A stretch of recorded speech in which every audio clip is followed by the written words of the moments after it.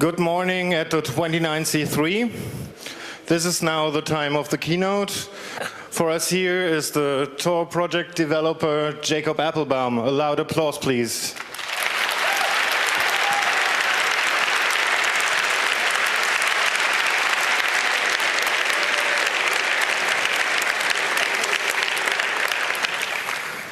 Guten Morgen, meine Damen und Herren. Ich freue mich sehr, dass ich hier bin. Aber Deutsch ist nicht meine Muttersprache, so deswegen würde weiter ich auf Englisch sprechen. Es ist eine Ehre, zu hier sein. So the Chaos Computer Club to me is like family, and it is such an honor to be able to speak to everyone here, and it is ridiculous that they asked me to give the keynote. I hope that I am not wasting 3,000 collective hours of the smartest people on the planet with what I have to say in the next 60 minutes.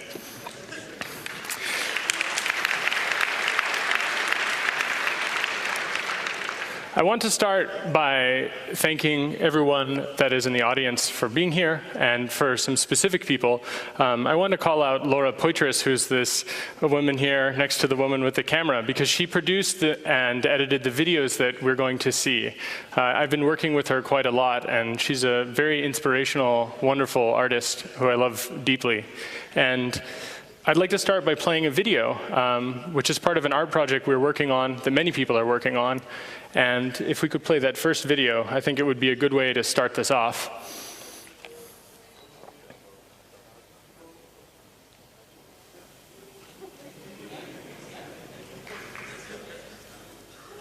Fantastic. So now we have an idea about what my talk will be about, right?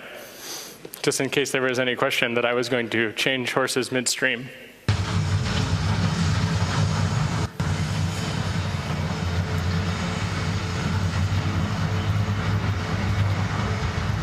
This is a location, it's called Bluffdale, Utah. And this is one of the largest data centers that we know of that the NSA is currently constructing. And there's a question, of course, about what it is that they are trying to build, why they're building it, what exactly they plan to do with this space, and how they will use this space. And I'm going to talk a bit about this. Nice.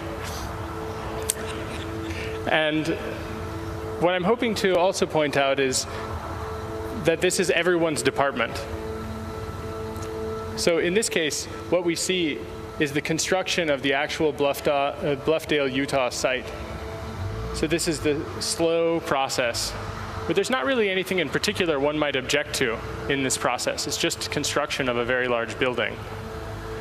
And I'm going to read some addresses now that were passed out when Bill Binney, Laura, and I did a show at the Whitney. 2651 Olive Street, St. Louis, Missouri, 63103, United States. 420 South Grand, Los Angeles, California, 90071, United States.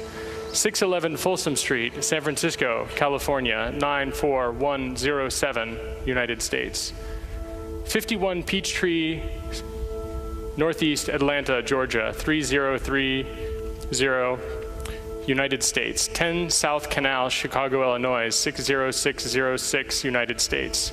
30 East Street, Southwest Washington, DC, 20024, United States. 811 10th Avenue, New York, 10019, United States. 12976 Hollenberg Drive, Bridgetown. These addresses are potentially domestic interception points for the NSA in the United States. One of them is confirmed, according to Mark Klein, who blew the whistle and discussed the fact that the NSA was doing domestic surveillance. I and many other people believe that the purpose of this data center is to build something to store and process massive interception, where some of the calculations by Bill Binney, who was an analyst with the NSA for almost 40 years, he thinks that this center will be used to store this information for probably somewhere around 100 years. And so in theory, we might say that that's no big deal. We have nothing to worry about. I very much want to make sure that we cover in this talk that's going to happen right now that this right here is in the back of everyone's mind. A data center designed to store things for 100 years seems like a reasonable theory for this.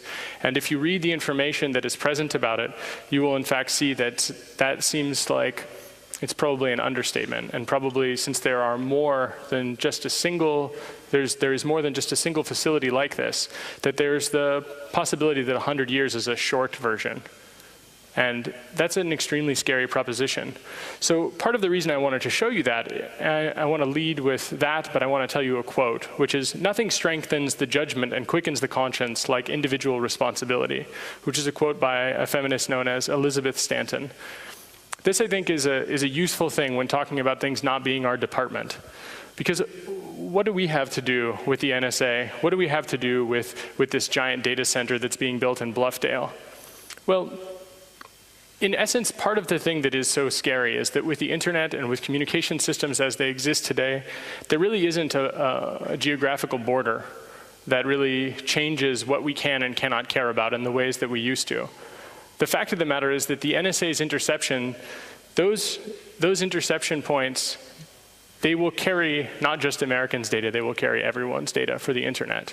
So caring about this data center is in fact a very serious thing that we need to consider, because in fact it does impact everyone. But even if we didn't use the internet, it impacts the people that we care about in a transitive way. So I'm hoping that in the course of the next 50 minutes, I will be able to convince you that these things are your department. And I sort of want to start to talk about what Rob and Frank had talked about for the last few years. And have any of you seen these talks that they've given, such as the "We Lost the War" talk and how society might collapse? Or see a show of hands for that? Okay, so about half of you. I want to say that they talked about this and they said that, we have lost the war, the surveillance state war. Basically, so many people have decided to go to the dark side, as it's been called, that is working on deep packet inspection, censorship equipment, surveillance equipment, targeting information, etc. This is, in fact, what has happened. If you look at the jobs that pay very well, that people are aware of, they usually are systems of control types of jobs. There are research positions, obviously, that exist in the world, but it pays better to work for a Lockheed Martin than it does to work for a university. So people will choose, I think, for sometimes good reasons, or for understandable reasons, to do these types of tasks. And sometimes people will even make moral arguments saying things like, because of Stuxnet, we were able to avoid violence or bombing of a factory. Of course, the reality is that these things are not used alone. They're used together and in concert with bombings of factories. So it's certainly worth mentioning that these guys, Frank and Rob, as well as many other people who did not stand up and tell the Congress about their ideas, that these people were really on to something. And unfortunately now, we actually live in the world that they were describing that was coming. And it's an incredibly scary world. And in the last few years, I've had the misfortune of being targeted by a large section of this world. And I can tell you that it's been quite an uncomfortable series of days. Just one day after the other is the way to take it, or the way to deal with it. And this is not a comfortable or easy way to live. And when Frank and Rob talked about this, they still had some kind of hope in their voice, and I think that that was important. So what I wanted to do was to try to take that hope and to focus on it, and to try to take it and say that despite the fact that there are these oppressive systems of control, and despite the fact that we do now live in a surveillance state, that it may still, I think reasonably so, be possible to resist the surveillance state and to turn things around if we wish. And I think that there may come a time in which that is not true. I don't believe that that time has yet arrived. So Frank wanted me very much to stress this notion that we can make a choice about what we do with our time. That is, this notion of the dark and the light side. I personally don't think that the sort of black and white hat, black hat ethics make any sense, because I don't define my ethical or moral framework by making comparisons to black and white 1950s cowboys movies. And I'd like to say that there's some nuance there. But there are some simple things that you can do to decide if you're working on something which is oppressive. And one of them is just to ask yourself if you're working on a system that helps to control others, or if you're working on a system that helps to enable others to have control over their own lives. And this is a really simple test. If you're working on deep packet inspection that will be deployed on people who do not get a say in it, you probably are working for the oppressor. It's not guaranteed, because there are many layers of indirection. Blue Coat probably doesn't think of themselves as being a tool in a military dictatorship's toolbox, but the reality is that when the Assad government, or when the Burmese military dictatorship, or their alleged free market companies in Burma use Blue Coat, which they both do, they have for some time, and they will probably continue to, Blue Coat is in fact part of that system of control. Now, are they responsible? That's a good question. I don't have an answer to that, but I do have an answer to whether or not I think that they play a role in it, and that is that they do. What role it remains to be seen. And what I'm hopeful about is that some people, especially the people in this room, have actually made the choice that is the opposite of that. They've decided to work on systems that help enable people to be free. When, for example, we see that Mitch Altman from Noisebridge has dedicated his life to teaching people about electronics and to open hardware and free software, we see that he is enabling people in a positive way. And this is something that we as a community, I think, should really step up commending people who do this. Bunny Huang, who builds open hardware, he is a hero. When, you can applaud that if you wish. The thing is that I probably can't do it, but I wrote a list of names of people that inspired me over breakfast one day, and it's pretty long, so I'm not going to read all of it. But the same is true for Lady Ada, Christine Corbett, and amazing people everywhere, people who don't have names, who are basically anonymous in the community. But we should look to them, and we should look to them with pride, and we should look to them with support and mutual aid and solidarity, because it's not just negative stuff. Not everybody in here works for Finn Fisher, right? And in fact, probably more people in here work against Finn Fisher. Thanks for that. And so to that end, we can make a choice about what we'd like to do. And it is possible to make a living making free software for freedom instead of closed source proprietary malware for cops.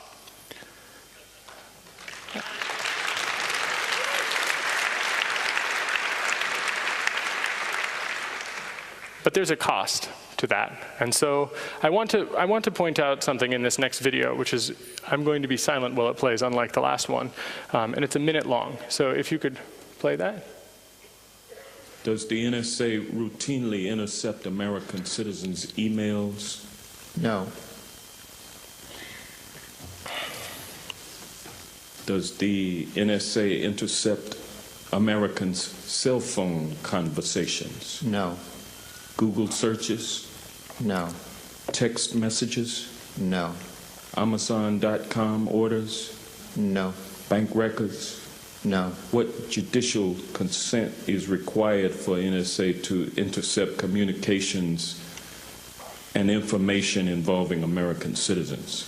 Within the United States, that would be the FBI lead. If it was a foreign actor in the United States, the FBI would still have to lead and could work that with NSA or other intelligence agencies as authorized. But to conduct that kind of collection in the United States, it would have to go through a court order, and the court would have to authorize it. We are not authorized to do it, nor do we do it. Well, I think you can all understand the subtext there, which is that I'm protected, but you're not. I bet that makes you feel really great. So that data center we were looking at, what he just testified in front of Congress about, that was General Alexander. He's the most powerful person in the world, probably, even more powerful than the President of the United States or any leader of any other country.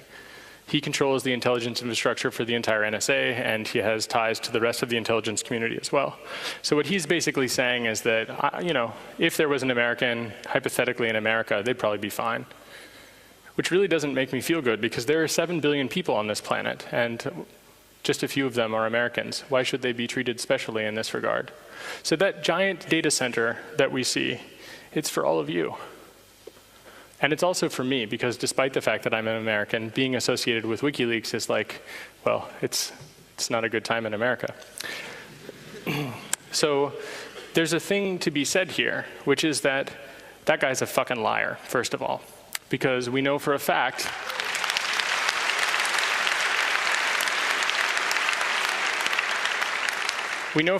from Mark Klein that the NSA was in fact doing dragnet surveillance of all of those things. So straight up, the guy's a liar. But then on top of being a liar, which is bad enough in this context, he doesn't even bother to pretend that you have any value at all, and that you have rights, and that your privacy is important, and that your human dignity matters because of where you happen to be born and what flag he imagines you flying. That to me is very depressing, and I feel like it actually gives the rest of humanity that lives in America a very bad name. And so I'm very sorry for that. But I want to talk about some other things that tie together with that. Because if we just think about massive surveillance in isolation, I think we'll have quite a problem, quite a series of problems, in fact. So let's talk about some things that all have commonality with the surveillance state. First of all, data retention and retroactive policing, which is clearly a human rights violation in Europe. It's clearly the case that this type of activity taking place creates suspects out of everyone. And being a suspect is to already not be free, in my experience. And in fact, in the 1800s, there was a British author who wrote that to be free from suspicion is one of the first freedoms that is important for being free in the rest of your life. When you are followed around, when you are being investigated because of the whim of someone, this is the beginning of the end of your freedom. So it seems that data retention is the beginning of the end of many of our freedoms in bulk. And that is a very scary thing. And when people do retroactive policing, it is when they apply that lack of freedom in a very specific way. And then they take these actions. They depends, of course, on which state you happen to be in and which fiber optic cables happened to be in use when your bits were crossing it. But how does this actually play out? It depends, right? And it depends in a very specific sense. So for example, drone killings, and I'm not just talking about Anwar al-Awlaki's innocent 16-year-old son in Yemen, but drone killings of thousands of people. The targeting information is fed to the CIA and to other groups from surveillance listening points, from intelligence factories. So there is a direct relationship between surveillance and support of straight-up murder. That is something which sounds scary, but what makes it even scarier is that the way that those drone killings are carried out is that the central committee who gets to decide who lives and dies, or Obama's assassination star chamber, that central committee, which sounds a lot to me like some of the Soviet rhetoric I remember from my childhood, that central committee decides non-democratically who gets to be assassinated. And it's just a hop or two away from surveillance. So when you assist the surveillance state, you literally are helping to kill fucking children. That's something which is maybe not going to help me sleep at night. And you can choose not to be a part of that. Almost every person in here, I think, has made that choice. But if you're on the fence, I guess you can guess where I would suggest you go. But there are some more ties, because let's say that drone killing just seems a little too far off, right? Well, in Uganda, there has been a proposal for some time now, which seems to be almost pushed back, but not quite, where they wish to make it a death sentence for being a homosexual, where aggravated homosexuality is a crime. I think that's where you continue to flip your wrist. I'm not quite sure what aggravated homosexuality means, but this basic notion that someone would be forced to report on you, or they would also go to prison.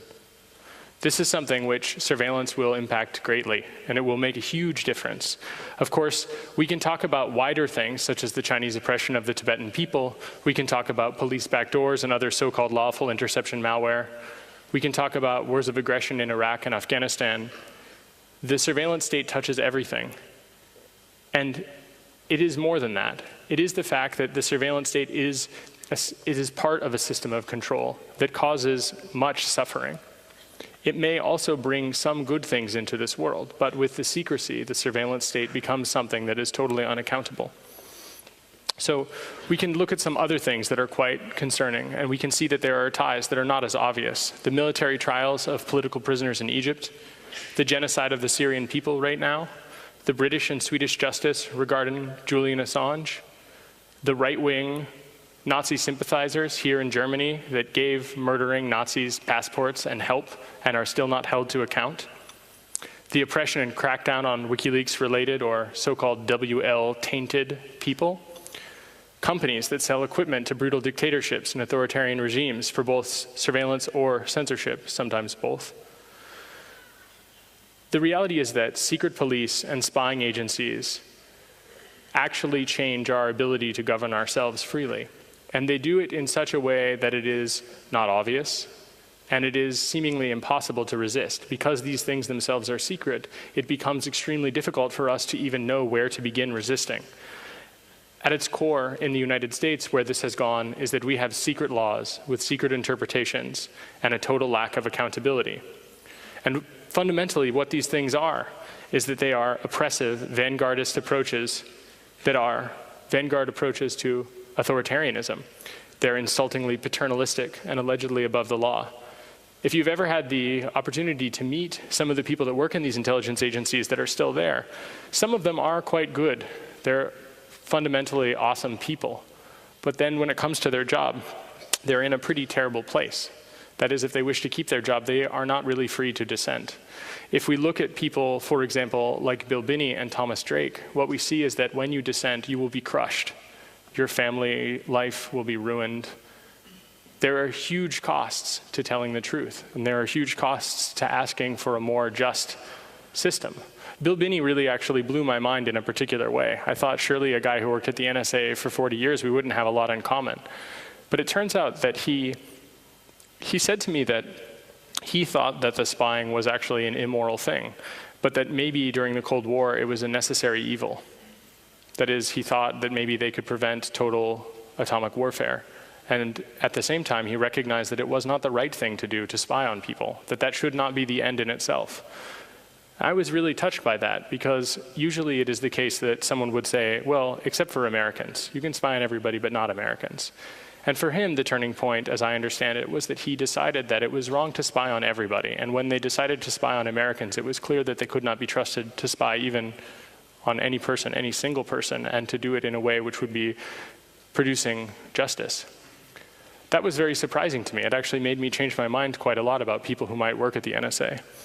But then it turns out that he has suffered a great deal as a result of having that opinion. So maybe it doesn't change my mind that much about the people that are still there. But fundamentally, human rights, in theory, should be something that we can work for collectively as a human race, as a group of people. And yet it doesn't really seem that that is what is happening. There's a lot of rhetoric about it, but when you kill hundreds of thousands of people, it's very difficult to talk about the benefits of these technologies in a way that doesn't seem like grouping, just simple grouping. So it happens that we develop these sort of psychological defenses to it. So half of the people that I have met and discussed this with, when this is the first time they've considered the surveillance state, they talk about it in terms of their initial reaction where they've put in 5 minutes of thought. And they say, well, it doesn't concern me, or it won't impact me. In fact, the only people who are getting it are people who deserve it. You know, they're under legitimate investigation. Not actually sure what a legitimate investigation is when you can't actually hold people to account and there are secret laws. Right? Rule by law and the rule of law are not exactly the same thing. Rule by decree doesn't mean that it is just, simply because it's written down, especially if the interpretation is secret. So after people recognize maybe that it might impact them, there's a fantastic set of things that takes place. And one of them is that people will try to minimize their role in it, saying something along the lines of, well, it won't be possible to sort me out and to find me in this massive data set. Or even if I do stand out, nothing will happen to me. And then eventually, if they happen to be as unlucky as I have been in the last few years, they'll say something along the lines of, well, the system works and no injustice will occur because the state is benign. There are not many people that I have met that have gotten to that stage who actually continue to think that for very long. It might be worth considering that perhaps we don't have to get to that point to recognize that there is great folly in that set of thoughts and that plan for thinking about it. It might be the case that the surveillance state that exists, in fact, is negative, even if we do not yet understand fully its negative effects. So you see this also as a social defense in groups, as a reaction. I think probably the split between WikiLeaks and OpenLeaks is the greatest example of the fact that groups, even effective groups, will split and then they'll have bad blood and it will in fact deliver utter failure. And it's very sad, tragic even. And this kind of stuff is something which, even when trying to resist it, we aren't quite aware of how these types of things happen. I mean, history shows us certain ways that these kinds of splits might occur. But it isn't the case that we fully grok those historical lessons. So it's quite sad, in fact, that we focus so much of our energy on degrading things. Like someone does a great thing and someone says, ah yes, but this one thing. And the discussion becomes about that one thing. I think, in fact, it might make sense to focus on the good things as well. It is true that sometimes people produce free hardware, but it has one binary blob. That does not mean that we should not thank this person and give them credit. In fact, to really praise them for putting in so much effort to make everything as open as was possible. And it's too bad one thing isn't open, but maybe we could put in that effort to open up and free that one thing. It's basically the same statement, but the way that it's stated allows us to think of it as being in it together. And it helps to keep people together, and it helps to keep people motivated to work together, in fact. And I think it's a useful idea to try to take this tact. We also have these psychological defenses about the physical world, which I personally have experienced quite a lot. For example, this notion that warrants are required to enter your house, that your physical location is somehow protected, is a very quaint notion. I certainly don't believe that anymore. It's a little sad, but it does not seem to be the case. In the United States, there's a thing called the Patriot Act, and Section 215 of the Patriot Act essentially says something, and it's interpreted completely differently. That is, there's a secret interpretation of Section 215 of the Patriot Act. And if you ask Bill Binney about this, what he would say is that everything is fair game. That is to say that regardless of what you thought the Constitution said, or regardless of what you think the United Nations Declaration of Human Rights says, that's not what's really going on. And so this defense that people have, that they're a journalist, so they're protected, no one will do anything to them, it's nonsense. Every journalist in the United States that is subject to the warrantless wiretapping's tentacles is being surveilled, regardless of journalistic protections. Every member of Congress, everybody in this room, probably especially everyone in this room. And of course, people will say something like, well, you know, don't cross a border with anything. That's just so stupid. So for example, when I crossed a border with a telephone, I'm not actually allowed to tell you what happened to my telephones. And obviously, it was a mistake to cross a border with a telephone, but it wasn't that much of a mistake because the telephone connects to the telephone system, and every phone number in that phone had been used to make or receive calls. So it's not like the data wasn't already in the hands of the oppressor. It was, in fact, the case that it was just slightly better indexed. But it also had some extra numbers in there just for fun. I mean, if you're going to have a surveillance state that's going to get people for guilt of association, you might want to make sure there are a few jerks in your phone book, right? So, but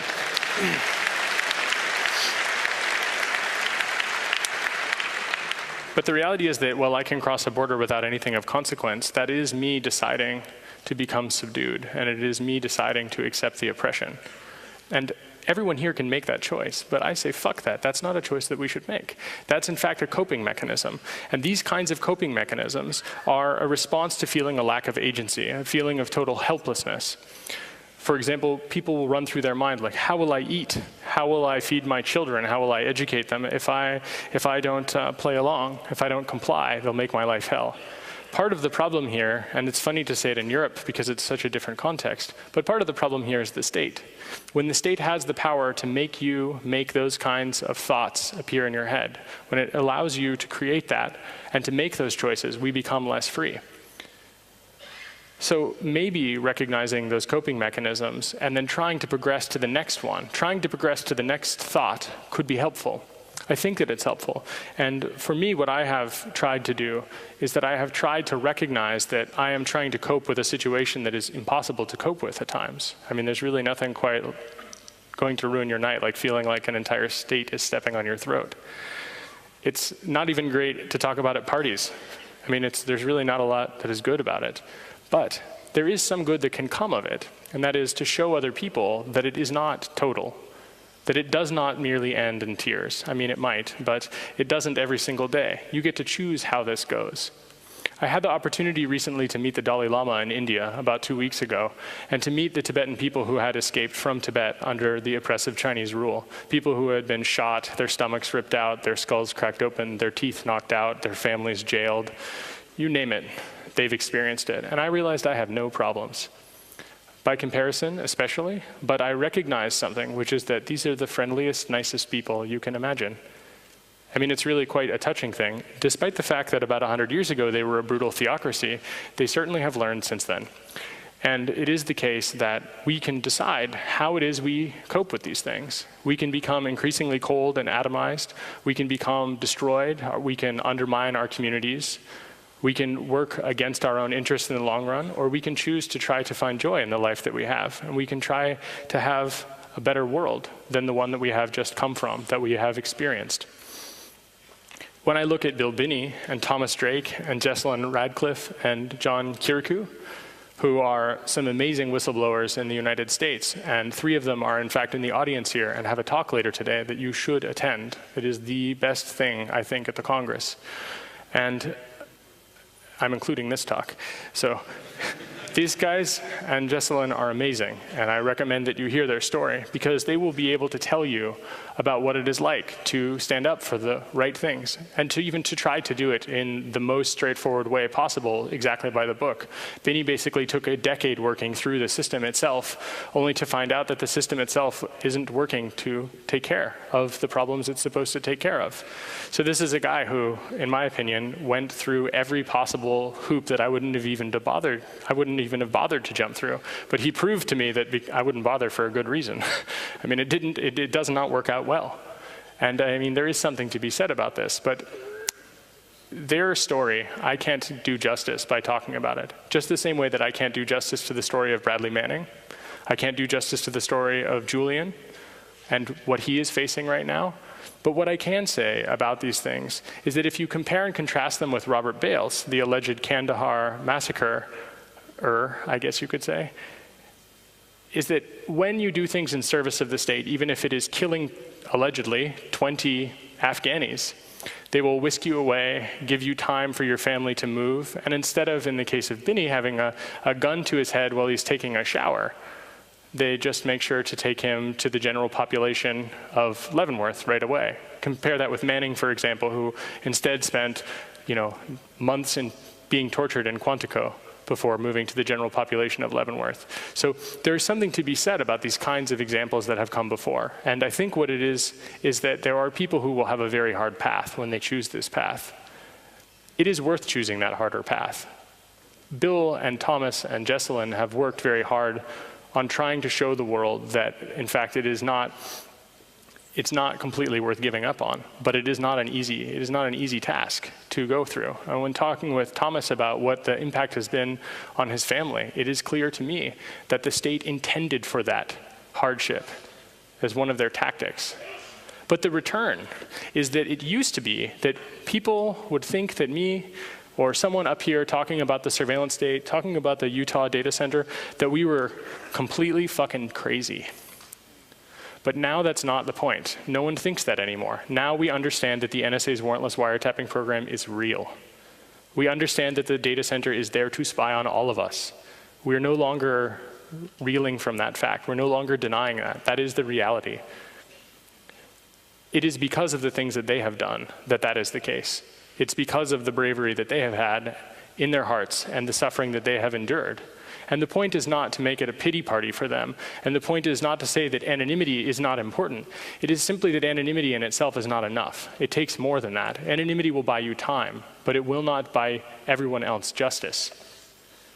It certainly won't even buy them justice. And it wouldn't have helped them anyway, because in the long run, it's easy with a total surveillance state to try to de-anonymize people. In fact, I think it would be quite easy to de-anonymize almost anyone in a total surveillance state, because our behavioral patterns will give us up. Our writing will give us up. So, in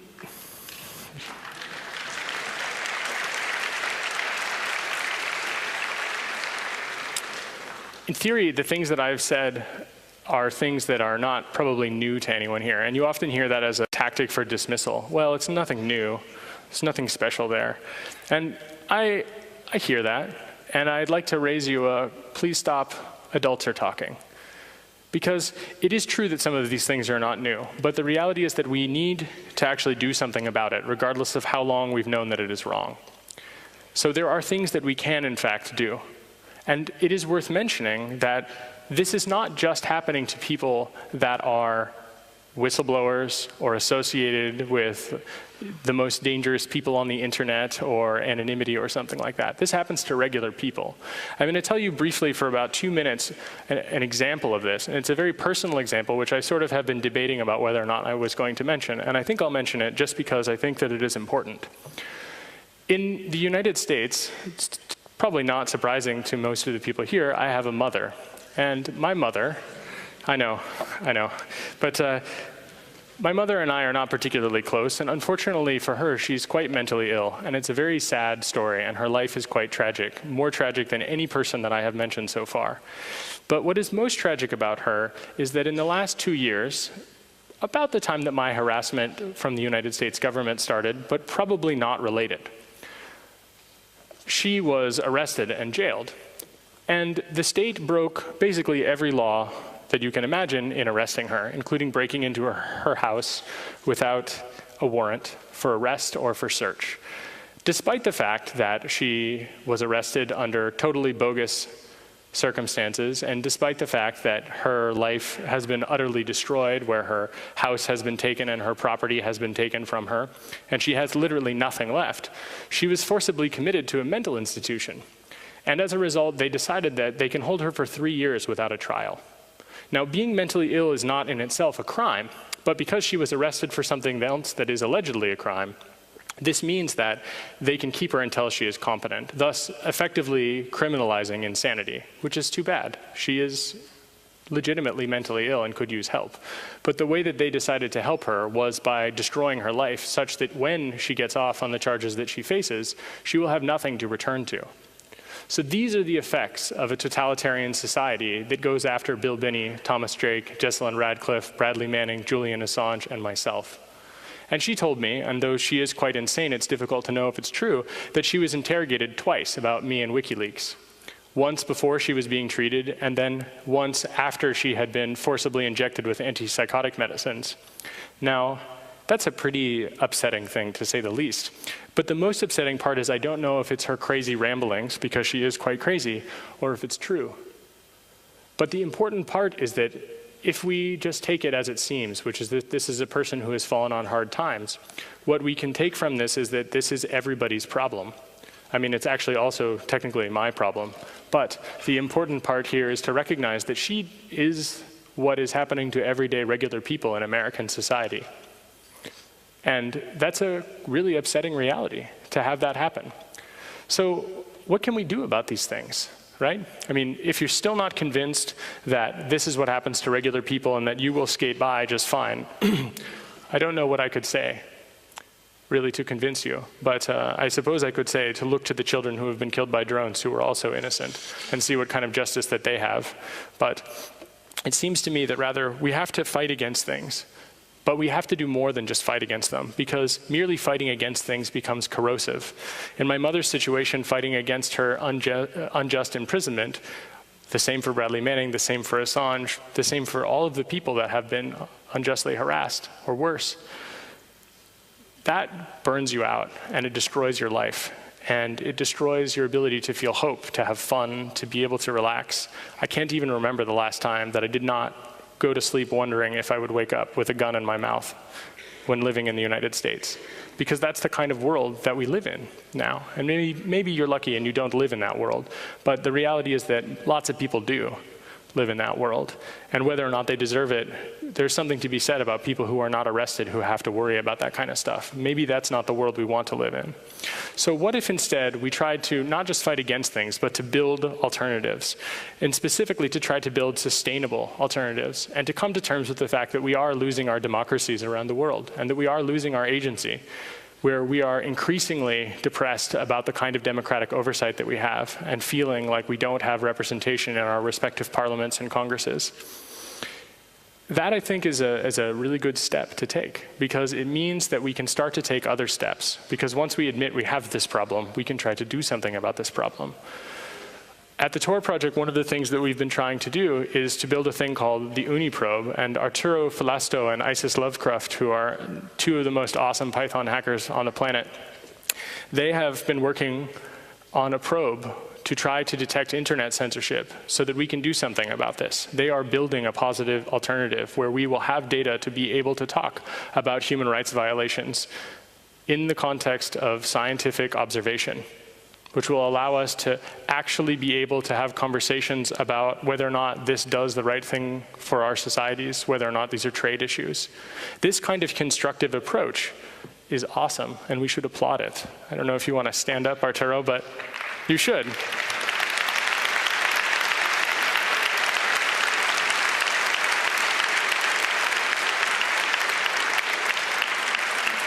I recently used this code. I wrote the very, very first version of Uniprobe, and Arturo was so disgusted with it that he rewrote it from scratch. I admit, I think that was probably the right choice. But I used it in Burma. And using this, we accidentally discovered a new way to detect censorship and surveillance that we had not previously considered, which was, even if you don't know a censored site, if you use Twisted, it's so efficient that it will crash the Blue Coat device for non-censored sites. Thank you, Blue Coat. These kinds of positive, constructive approaches are worth talking about, and there are lots of them. Everybody that's worked on GNU projects, everyone that's worked on free software and open source software, everyone in this room that has worked on hardware, who's worked on documentation, these are things which we should try to focus on, and we should do it towards some goals. We should try to consider that when we build free and open source software, when we build free and open source hardware, we are enabling people to be free in ways that they previously were not. Literally, people that write free software are granting liberties. About 10 days ago, I had the, I guess pleasure is the word, to go to Burma. And I met some free software hackers who live in a situation which is almost unthinkable. One person I met had been sentenced to 15 years in jail for receiving an email with a political cartoon in it. And it was considered receiving illegal information or something along these lines. And he served 4 years in a hard labor prison camp before being released earlier this year. So the conditions for hacking, the conditions in which communication is not free, where SIM cards cost $250, where there's massive class stratification with regard to the internet and censorship, these people are working on building free software there. Literally free software for freedom. So when you work here on free software for freedom, you are enabling them to also work on freedom. This is a kind of mutual aid and solidarity which you don't even need to know that you are doing in specific. But you are. So everyone that is working on free and open source hardware and software is actually concretely building a better world. And yeah, there are exceptions. There are sometimes people who make new licenses because they don't feel like they get enough credit. I think it was Theo de Rate that said that. And I mean, it happens. But ultimately, overall, it is a positive thing. And writing free software is great. And ultimately, part of the goal here, I think, something that we can agree on, is to try to live enjoyable lives that are free from coercive force. This is something that, regardless of how we live our lives, that is probably something that we wish to work towards everyone being able to have as their life, to be free, and in a very specific sense, where they get to choose what it is their freedom represents, where they get to choose how their life goes. Working towards that, you might be able to call it, as Peter Singer would say, a preference-based utilitarianism. The reality is that I'm never going to believe in your God, but I'm going to respect the fact that you might believe that God exists. We have to come to terms with the fact that we live in a pluralistic world, whether or not some people like it, right? The right-wing Nazis that the German secret police were helping, those guys didn't want to believe it, but those guys are dying out, even though there are a lot of them. There are 7 billion people on the planet, and no single person is going to be able to usher in their dreams of getting rid of the rest of the people that don't believe in them. And that's great, by the way. I say that as someone of Jewish descent standing in Hamburg right now, which is fantastic.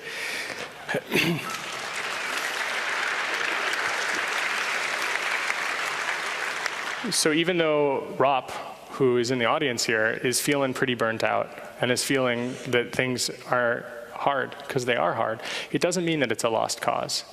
He wants to go and build a farm, and I'm not sure where he is right now in the audience, but he wants to go and build a farm, and he wants to have a good time. And I think that's great. I think that that is a method of resistance that is worth exploring. But I also think for people that aren't yet burned out, that there's a changing of the guards that is taking place. And so it is a new generation's time to do what ROP has done for the last 30 years. Is that about right? Gosh, we should thank him for that, I might add.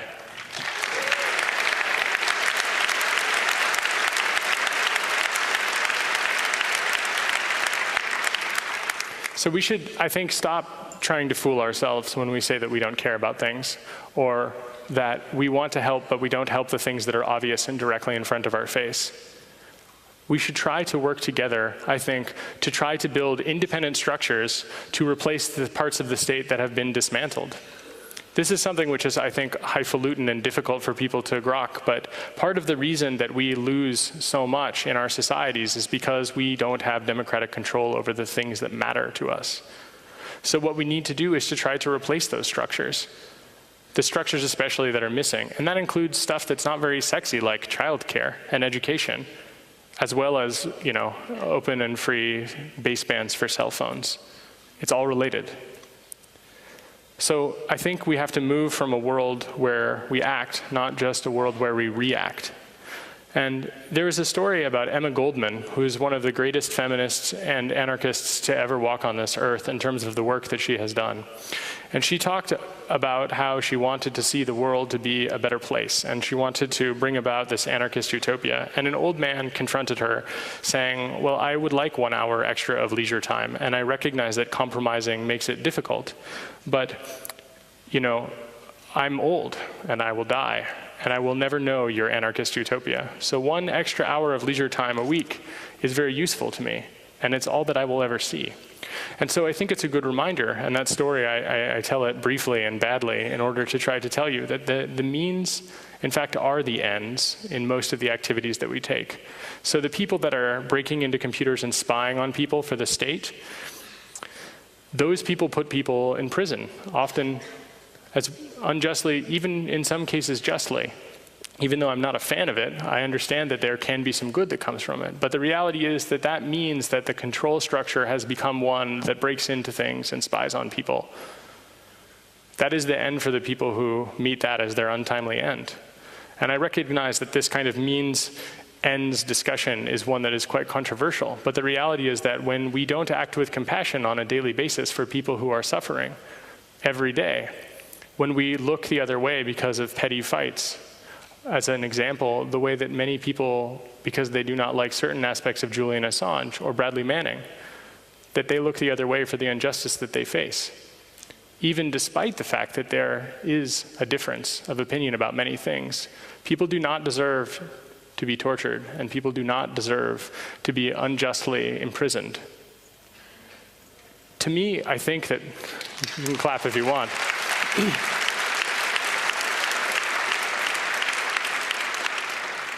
Well, I feel bad for mentioning his name now. Moxie Marlinspike, who's a great guy, and I love the guy. He's fantastic. He says that part of the problem is that we, I'm paraphrasing, but people feel like we don't have any agency. We can't do anything about all the bad shit that we see in the world.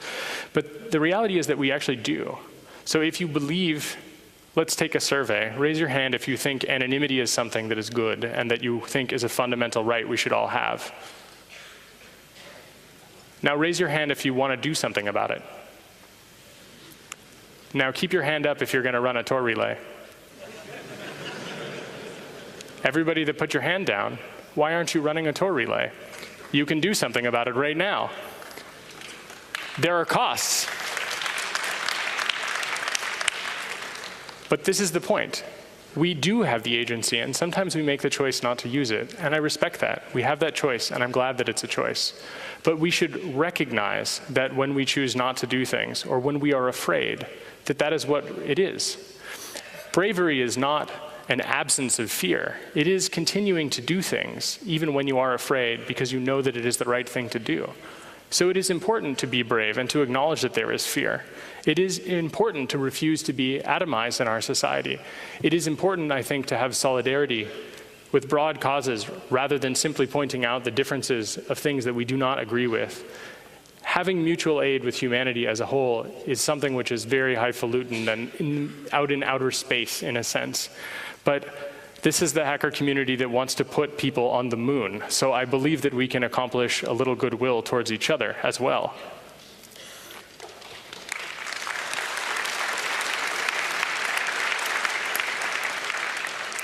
So I mentioned that this was going to be about resistance, but I wanted to actually say that it's beyond resistance, because part of resistance is really trying to make sure that people are doing something differently. But what if instead of making sure they do something differently, we make sure that there are alternatives available for people to freely choose? Right? That's part of the thing that's happening here. People aren't going to choose to starve. People are going to choose to do the things that keep their families fed. So we have to replace the structures that allow for that starvation. And likewise, we have to make sure that as we build those structures, we build them in ways that are just and sustainable for people. We have to make sure that while leaking and whistleblowing are a fundamentally useful set of tactics towards a long-term strategy of transparency, that there are lots of other things. Gene Sharp's writings on the topics are extremely awesome, and I recommend you read them. Because singing and dancing in the street, even though it doesn't seem like it's helpful, it is documented to have brought down dictatorships. There are lots of things that we can do to continue and to really carry forward the bit of democracies that we have left in this world, and actually to expand them further and to help other people. And it's worth doing it, right? I mean, hacktivism as a strategy is, I think, worthwhile, but it's worth also mentioning that while breaking into something is sometimes technically quite difficult, it's fundamentally much easier than building something that is something that everyone can use freely, something that is going to benefit people. But let's talk about some of these basic tactics for just a moment, because I'm almost out of time. But there are things that are scary. Like when I say that we should get rid of secret police in the world, people expect lightning to strike or a sniper rifle to like release some magic pink dust from the back of my neck. But the thing is that the secrecy is what gives power. And so I think what we should try to do is that if we have secret police that are not democratically interfering with society, you should out them. That's important to do. Reveal them. Reveal who it is that is doing a thing that is decidedly illegal, and ask for accountability. If it is decidedly illegal, that they are doing something that is, for example, helping right-wing murderers, then show that that's not what society actually wishes these people to do. Because otherwise there is a kind of culpability. This notion that it's not your department is nonsense. It's all of our department. You get to make a choice between living a life where you are going to have quite a lot of shame in the end, or one where the whole earth is your department. And that's a choice we all get to make, and we all make it all the time. I'm honestly humbled that people like Karsten Losing in the front row here could have chosen to work a cushy job at a university, but he chose to work on metrics for the Tor project. He's a brilliant guy who can probably do anything he would want, and he has chosen to do great work helping people to speak freely. And the same with Linus Nordberg and with George and with other people in this audience. So you can make that choice, and the return is the freedoms that we actually have now in our life. So I think that, I want to close by saying that when you hear that governments are murdering people, that you don't just brush it off, that you actually think about it. You look to who's accountable about it and collect data. Rop actually encouraged me to think about this. We may not be able to bring justice for people today, but when we have data on the people that have done this tomorrow might be the day when we get to bring those people justice. Not brushing it off, not becoming desensitized to it, keeping that around, that will allow us to hold people accountable later, even though right now we can't. License plate scanners across your city, get that data. One useful thing you can do with that data is you can reveal all of the covert surveillance taking place in that city. Think about it for a few minutes and you'll figure it out. It's not very hard. So then reveal that information, because spying is wrong, because spying is an affront to your human dignity. Data retention, same deal. Get that data, use that data for something useful. Try to make sure that it is clear that those are not the decisions and trade-offs we want, where a total surveillance state won't actually allow even special people to retain their specialness. It's quite dangerous when you have a total surveillance state, but we have not yet fully understood that yet. But we work towards that over time. So if I think I were to leave you with just one thing, I would leave you with something the Dalai Lama said in his teachings.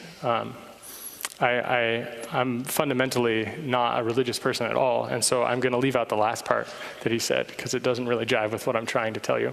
But I'll tell you what it is, but I'm not going to say it at the same time.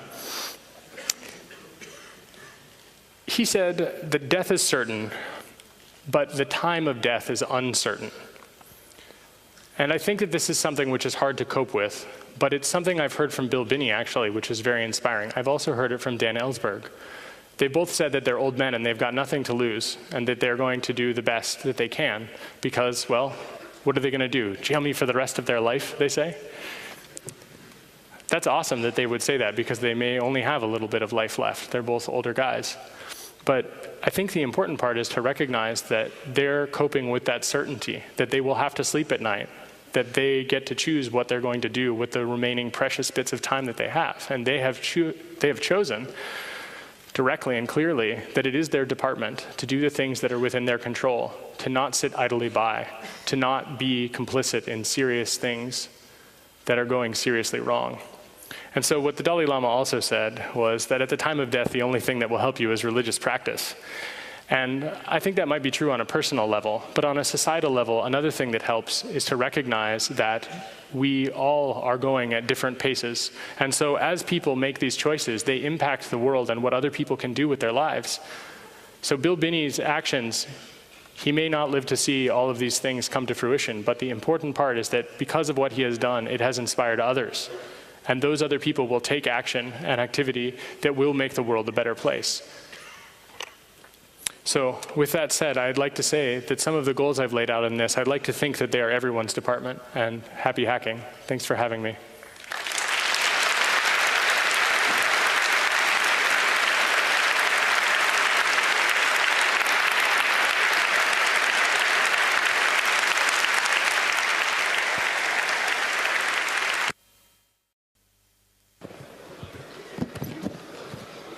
Good morning at the 29C3.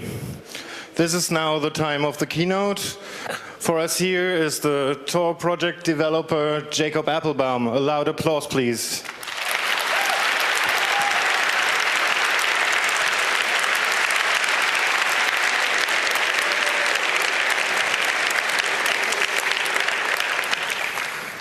Guten Morgen, meine Damen und Herren. Ich freue mich sehr, dass ich hier bin. Aber Deutsch ist nicht meine Muttersprache, so deswegen würde weiter ich auf Englisch sprechen. Es ist eine Ehre, zu hier sein. So the Chaos Computer Club to me is like family, and it is such an honor to be able to speak to everyone here, and it is ridiculous that they asked me to give the keynote. I hope that I am not wasting 3,000 collective hours of the smartest people on the planet with what I have to say in the next 60 minutes.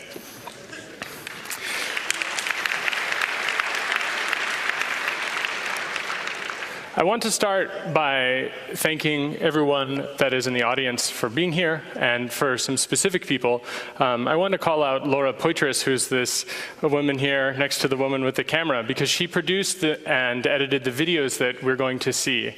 I've been working with her quite a lot, and she's a very inspirational, wonderful artist who I love deeply.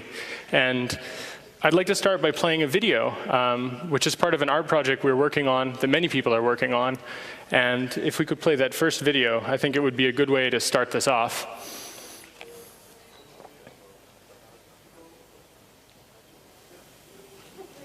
30, United States. 10 South Canal, Chicago, Illinois, 60606, United States. 30 East Street, Southwest Washington, DC 20024, United States. 811 10th Avenue, New York, 10019, United States. 12976 Hollenberg Drive, Bridgetown. These addresses are potentially domestic interception points for the NSA in the United States. One of them is confirmed, according to Mark Klein, who blew the whistle and discussed the fact that the NSA was doing domestic surveillance. I and many other people believe that the purpose of this data center is to build something to store and process massive interception, where some of the calculations by Bill Binney, who was an analyst with the NSA for almost 40 years, he thinks that this center will be used to store this information for probably somewhere around 100 years. And so in theory, we might say that that's no big deal. We have nothing to worry about.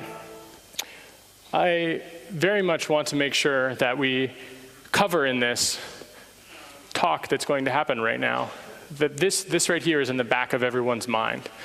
A data center designed to store things for 100 years seems like a reasonable theory for this. And if you read the information that is present about it, you will in fact see that that seems like it's probably an understatement. And probably, since there are more than just a single, there is more than just a single facility like this, that there's the possibility that 100 years is a short version. And that's an extremely fantastic. So now we have an idea about what my talk will be about, right? Just in case there was any question that I was going to change horses midstream.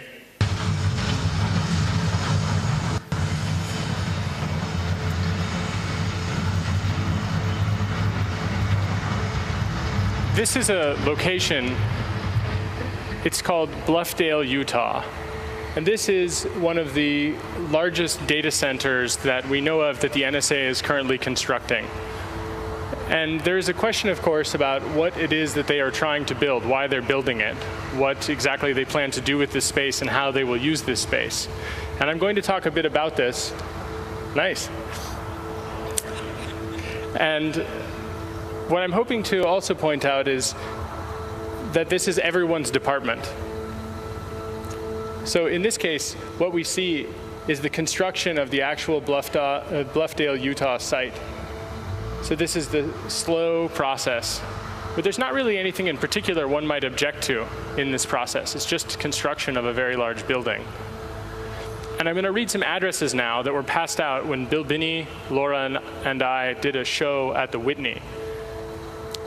2651 Olive Street, St. Louis, Missouri, 63103, United States. 420 South Grand, Los Angeles, California, 90071, United States. 611 Folsom Street, San Francisco, California, 94107, United States. 51 Peachtree, Northeast Atlanta, Georgia, 303. This is, in fact, what has happened.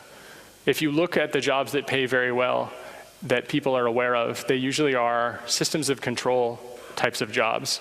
There are research positions, obviously, that exist in the world, but it pays better to work for a Lockheed Martin than it does to work for a university. So people will choose, I think, for sometimes good reasons, or for understandable reasons, to do these types of tasks.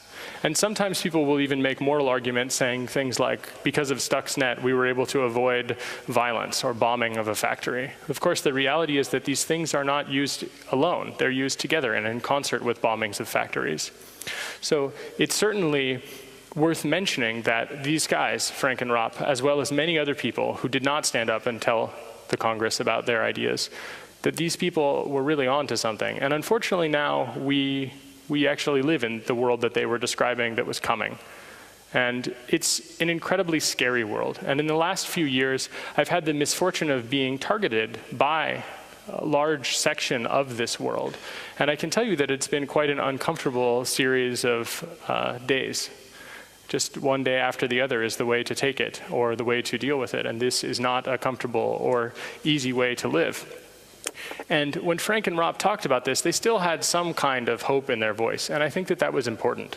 So what I wanted to do was to try to take that hope and to focus on it, and to try to take it and say that despite the fact that there are these oppressive systems of control, and despite the fact that we do now live in a surveillance state, that it may still, I think reasonably so, be possible to resist the surveillance state and to turn things around if we wish. Scary proposition. So part of the reason I wanted to show you that, I want to lead with that, but I want to tell you a quote, which is, "Nothing strengthens the judgment and quickens the conscience like individual responsibility," which is a quote by a feminist known as Elizabeth Stanton. This, I think, is a useful thing when talking about things not being our department. Because what do we have to do with the NSA? What do we have to do with this giant data center that's being built in Bluffdale? Well, in essence, part of the thing that is so scary is that with the internet and with communication systems as they exist today, there really isn't a geographical border that really changes what we can and cannot care about in the ways that we used to. The fact of the matter is that the NSA's interception, those interception points, they will carry not just Americans' data, they will carry everyone's data for the internet. So caring about this data center is in fact a very serious thing that we need to consider, because in fact it does impact everyone. But even if we didn't use the internet, it impacts the people that we care about in a transitive way. So I'm hoping that in the course of the next 50 minutes, I will be able to convince you that these things are your department.